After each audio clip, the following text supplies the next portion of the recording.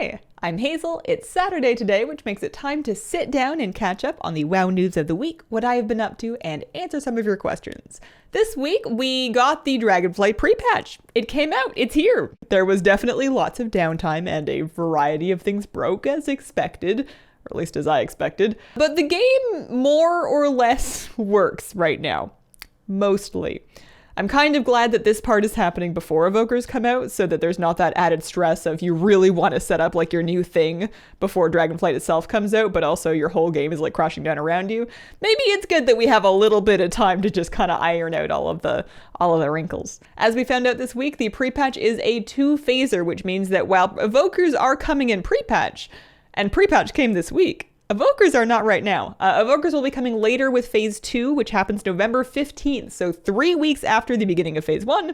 I think we hashed this all out last week, but basically the main thing that's going on right now in the live game is people trying to fix their UI, figure out which add-ons they want to keep, and maybe leveling some alts. If you are currently not subbed to the game, but you're wanting to come back and you're kind of eyeballing things, trying to figure out when your entry point is, I would stick around and wait until November the 15th, because that's going to bring Evokers, it's going to bring a new dungeon to run, the updated Uldaman, and it will also bring the pre-patch event, which will have like some catch-up gear and stuff. So that's all Phase 2, which is November 15th.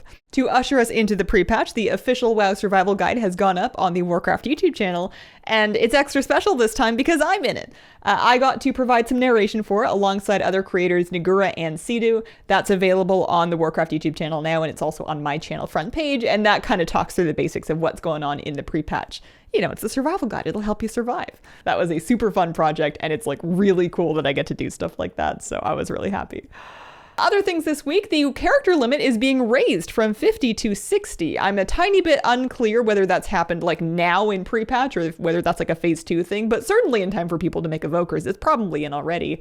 And great news for anybody that was stressed out that they may need to delete a character in order to make their new Evoker when they come out on the 15th.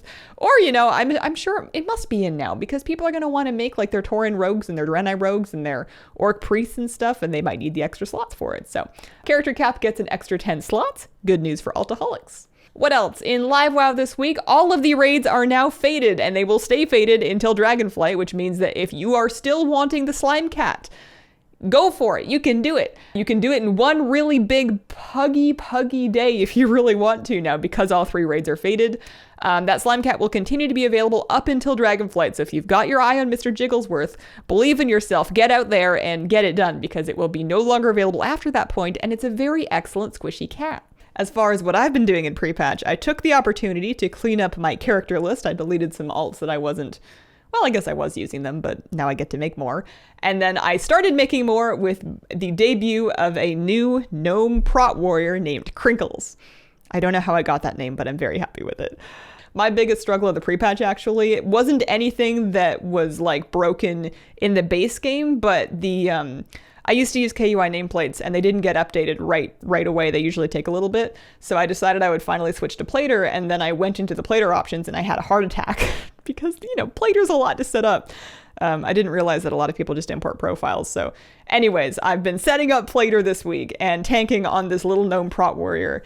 I will say the talent trees are super fun to level with because you get a new point to play with super often. And it's neat to sit down and look through all of the different places you could put your brand new shiny talent point and try something out. And if you don't like it, it's so flexible. I love that you can just change your talents as long as you're out of combat. You don't even have to go back to a rest area anymore. You can be out in a field farming boars and you decide you want a different talent. All you got to do is get out of combat.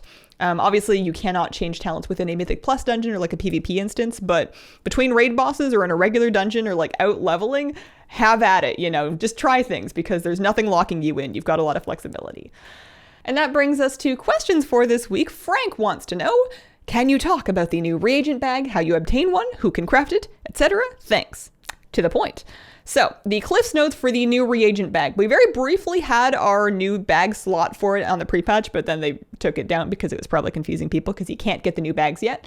You're going to get an extra slot, an extra bag slot in Dragonflight for a reagent bag, and you cannot put the existing mining herb bags in there. It's for a new reagent bag. It's got its own little tag. The reagent bags will only be able to contain crafting mats, so like all of your little elementals, your herbs, your leather, your threads, your files, like all of that will be able to go into your bag. Basically anything you could put into a reagent bank.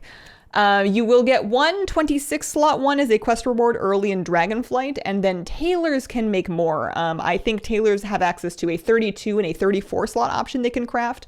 There may be other professions or sources for them, but those are the ones that I know about right now. And the big reason, I think, why we are getting these big, new, wonderful crafting mat bags is because, gosh, we're gonna need them. In Dragonflight, almost all of the new crafting mats use this new quality system where you're going to get like a 1, 2, or 3-star version of a specific mat. And those things don't stack with each other. They take up separate slots. So if you have, say, 5 different types of elemental modes, and you have them in 3 qualities each, and you've got a little bit of everything, that's 15 bag slots just to that. And you haven't even touched any thread or herbs or anything yet. So I think we need the extra space pretty badly, and it's good that they're being preemptive and giving it to us. And at least now with the connected region-wide auction houses, you can sell your extra stuff pretty quick if you get something that you don't need. And then Cheezers wants to know, of all the exciting things coming to Dragonflight, what are you, Hazel, looking forward to most? On one hand, I really want Evokers because they're very cool.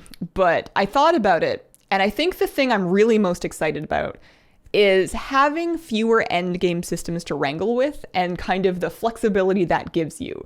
I, in Dragonflight, could try playing an off-spec without needing to go get the right Soulbind or the right Covenant or crafting the right Legendary and, getting your Soul Ash and like... In Shadowlands especially, but also BFA, there were so many steps towards setting up even an off-spec, let alone an alt. And it made me very locked into this chosen activity that I had on a given character. And in Dragonflight, you don't really have to wrangle with quite so many things in order to just keep up. And if you want to try something a little different, you can kind of go do it. Like maybe you'll want some extra trinkets, maybe you'll want like a slightly differently itemized gear, but for the most part, you can sort of pick up and try things and not need to bother with all of these stacked interlocking layers of borrowed power systems that we had to deal with in Shadowlands. I'm looking forward to being able to keep up, maybe try some alts, maybe PvP without unlocking an extra gear set. It just kind of sounds like a world where I can choose what I want to do in the game based on what sounds fun, and not based on, oh, geez, I got to do these 7 things before raid night kind of situation. I'm really excited about that. And that has been the week, a short news week for such a big thing to happen, but the gist of it is that the game's a little broken and then they're fixing it and it'll continue to get better as we get closer to Dragonflight. Thank you all so much for watching. Stop by a stream sometime if you want. I'm having a ton of fun leveling and doing some pre-patch stuff, so that's over on Twitch Wednesdays through Sundays. Appreciate you guys very much, and I hope you have a wonderful, wonderful day.